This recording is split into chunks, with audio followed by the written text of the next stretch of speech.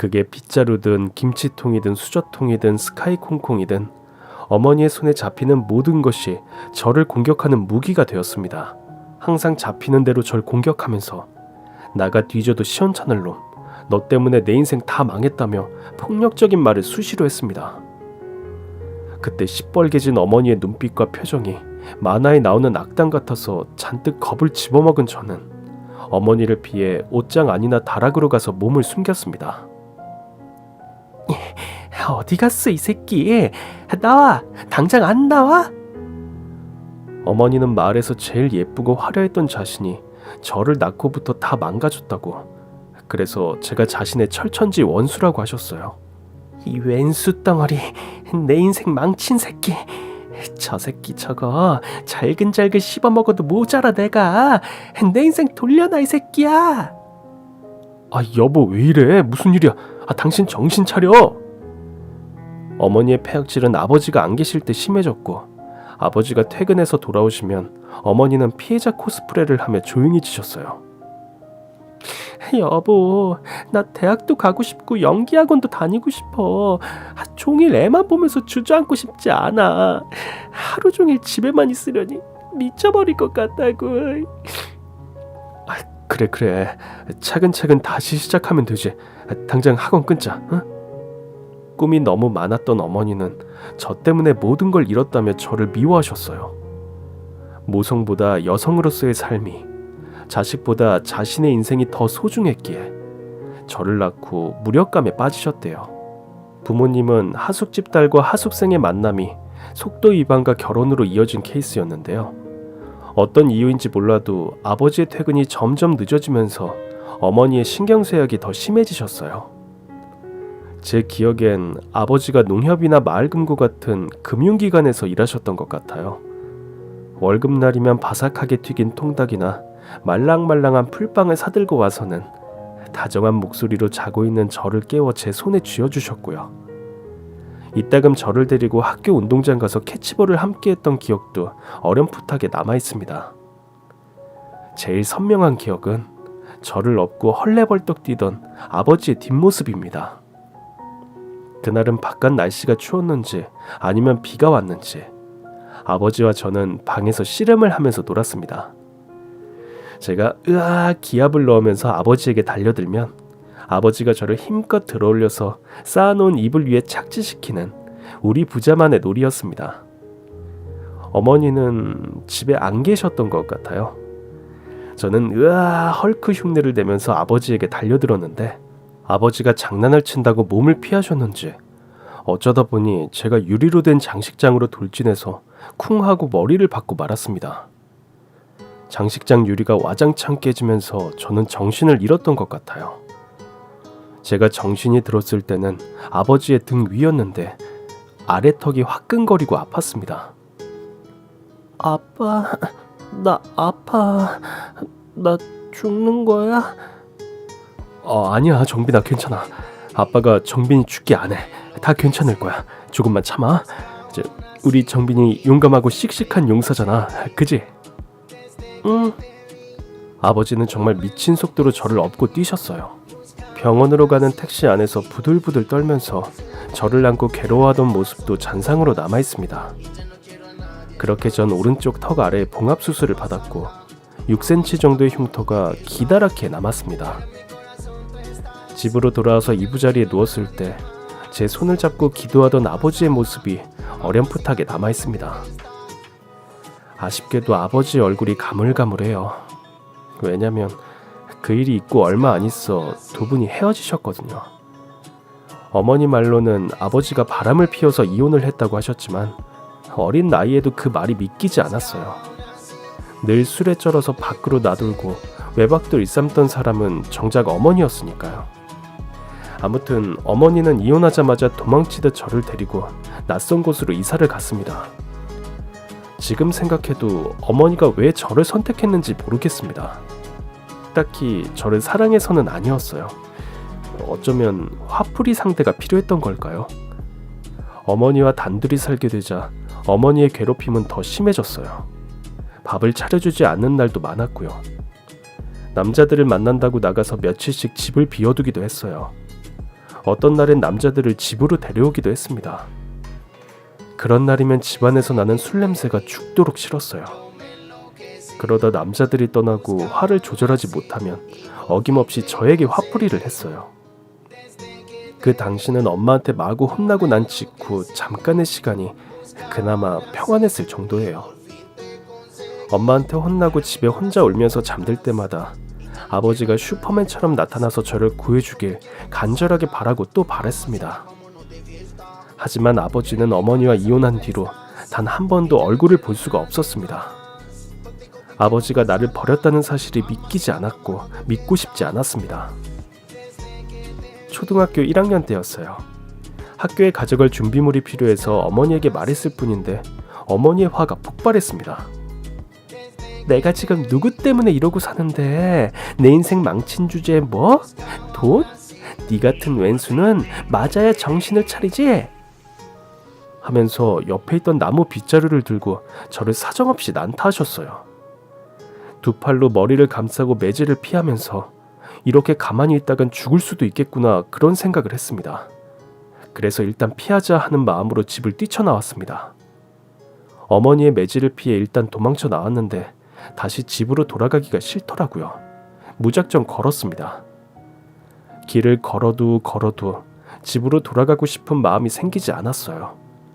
발길 닿는 대로 걷고 또 걷다가 문득 정신을 차려보니 그곳은 한 번도 본 적 없는 생경한 낯선 동네가 떡하니 눈에 들어왔습니다. 네, 저는 졸지에 길 잃은 미아가 돼버렸습니다. 한겨울 해가 져서 사방은 어둑어둑한데 집으로 돌아갈 차비는 없고 배에서는 꼬르륵 소리가 났습니다. 걸을 땐 미처 몰랐던 겨울의 맹추위와 칼바람이 갑자기 엄습해왔어요. 저는 이대로 죽을지도 모른다는 두려움과 충격으로 온몸이 얼음처럼 굳어버렸어요. 이때 받은 충격과 스트레스로 저는 잠시 기억을 잃고 실어증에 걸리고 맙니다. 정신을 차리니 미아 보호소에 있었고 또 정신을 차리니 경찰 아저씨가 저를 미아 보호소에서 작은 보육원으로 인계하고 있었어요. 보육원으로 입소하고 얼마 안 돼 저는 기억이 완전히 돌아왔고 자연스럽게도 말도 하게 됐습니다. 하지만 어머니에게 돌아가는 것보다 차라리 보육원에서 사는 게 더 낫겠다 싶었어요. 삼시세끼를 규칙적으로 먹을 수 있는 데다 학교도 다닐 수 있으니까요. 그래서 사회복지사와 면담을 할 때마다 계속 기억이 안 나는 척했어요. 의사 선생님 말로는 몸도 정신도 지극히 정상이라고 하는데 네 이름이 기억 안 나? 네, 전혀 모르겠어요. 아무리 생각해도 기억나지 않아요.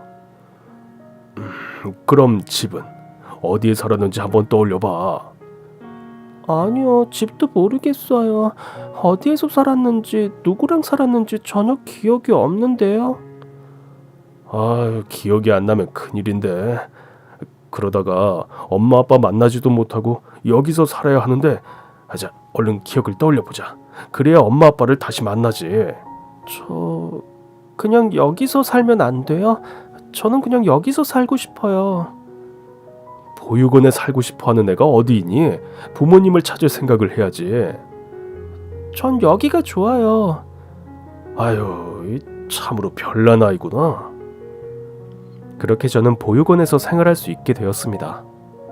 어머니에게 받던 방임과 학대에 비하면 이곳 보육원의 생활이 제겐 천국이나 다름없었습니다. 그리고 그곳엔 친어머니보다 다정한 원장엄마가 있었습니다. 후원자들이 와서 필요한 학용품도 모자라지 않게 선물해 주셨고요. 그렇게 저는 부모님이 지어주신 이름 김정빈을 스스로 버리고 원장엄마가 장명해 주신 이름 이해찬으로 새롭게 태어났습니다. 보통 부모의 관심과 사랑에 목말라하는 보육원의 다른 아이들과 달리 저는 오롯이 보육원 생활에 집중할 수 있었어요. 저는 보육원에서 나오는 밥 한 톨도 흘리지 않고 감사한 마음으로 소리 없이 다 먹었습니다. 제때 먹고 제때 공부하면서 몸도 튼튼해지고 키도 쑥쑥 자랐고요.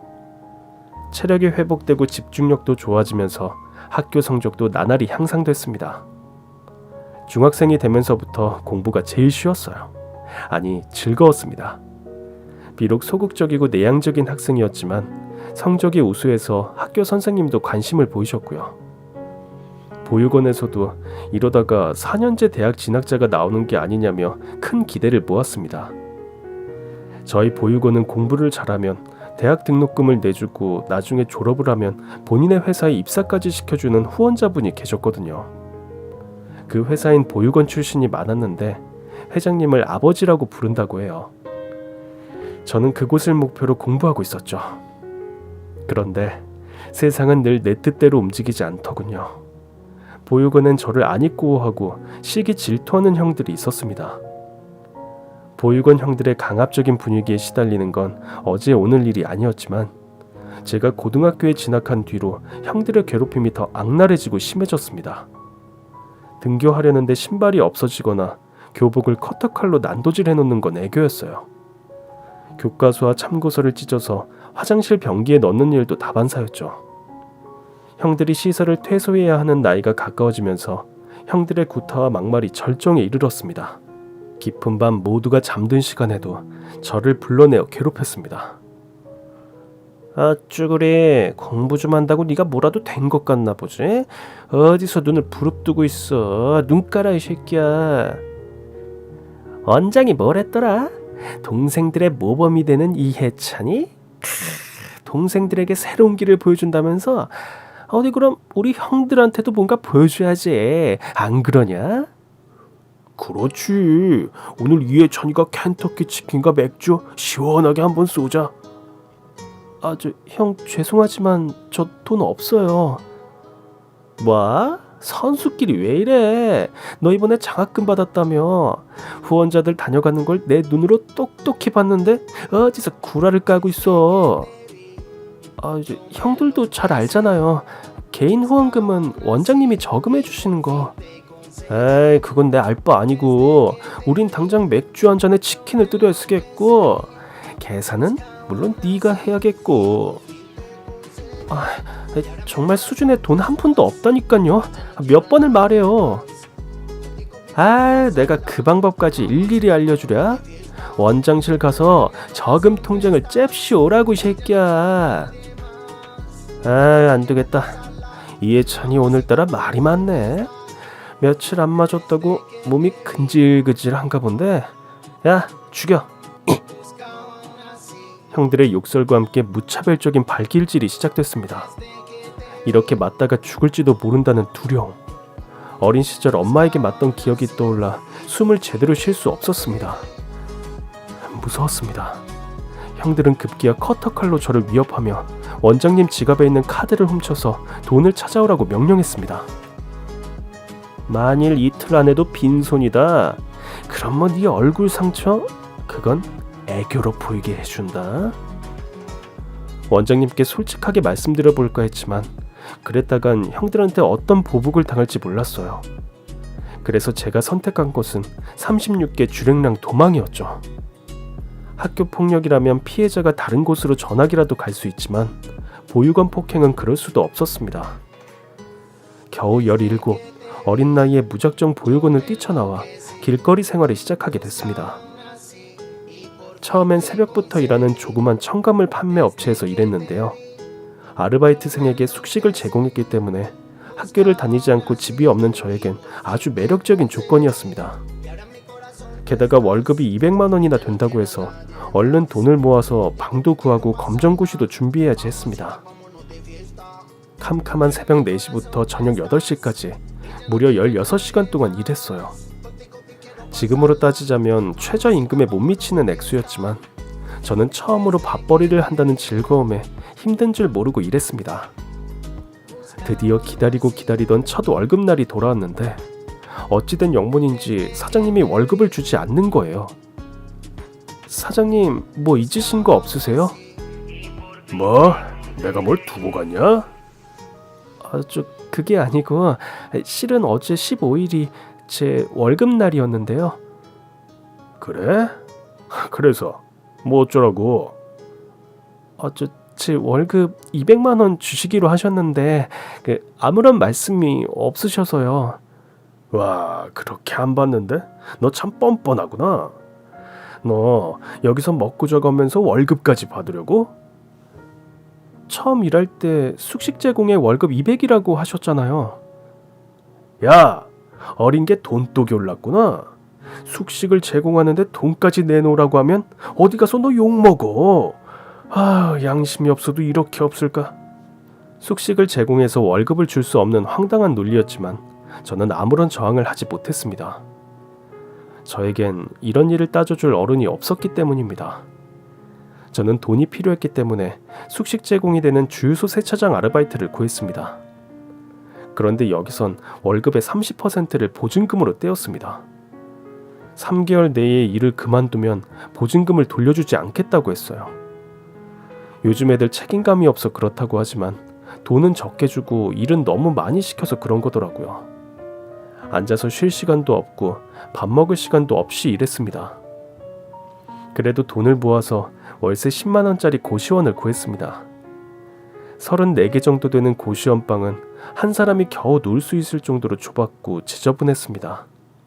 바깥 창문이 없어서 쾌쾌한 냄새도 났습니다. 화장실은 공동 화장실이었고 밥이 제공됐어요.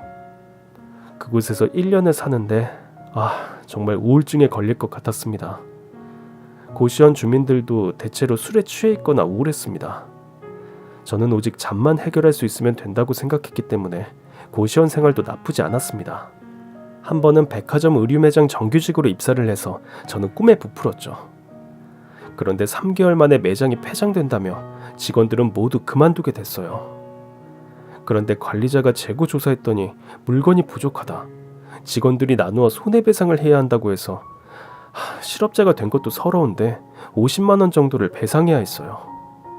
월급을 받고 보니 50만 원을 제하고 주셨더라고요. 어리다는 이유로, 부모가 없다는 이유로, 학교에 다니지 않는다는 이유로 저는 무시당하고 돈을 뜯겼습니다.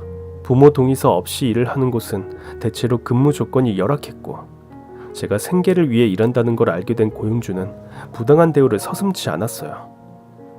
그 시절 제가 만난 어른들은 왜 하나같이 나쁜 어른들이었는지 지금 생각해도 그때 억울하고 속상했던 마음이 되살아나서 눈물이 나네요.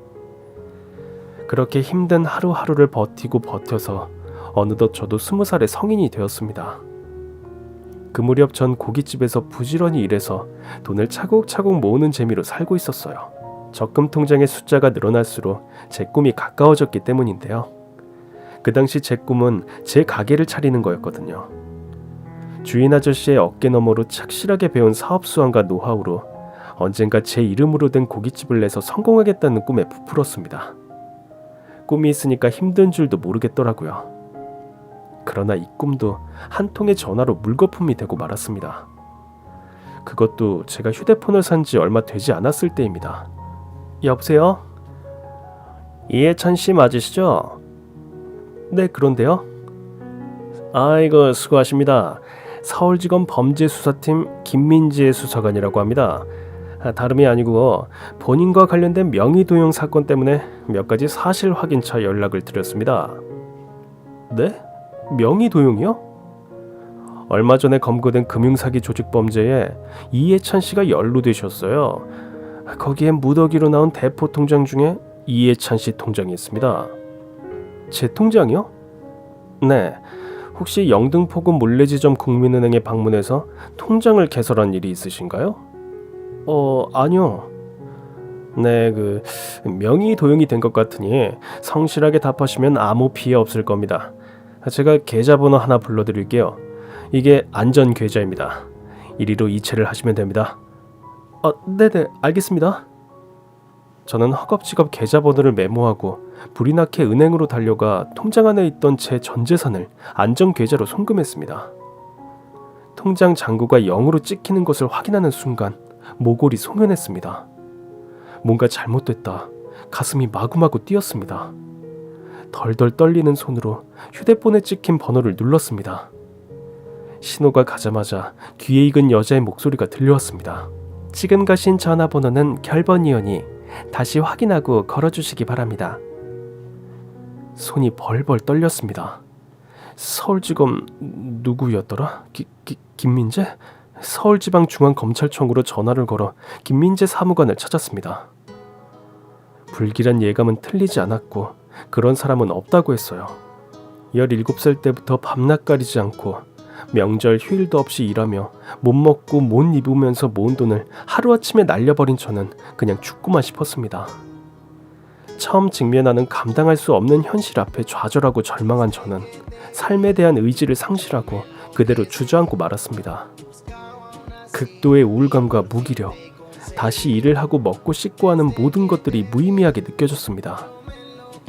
직장을 구하거나 살 집을 구하는 일 따위에 안간힘을 쓰고 싶지 않아졌어요. 그렇게 저는 길을 떠돌아다니는 노숙자로 전락하고 말았습니다. 발 닿는 대로 걷다가 적당한 곳에 종이박스를 펴고 누우면 잠자리가 됐어요.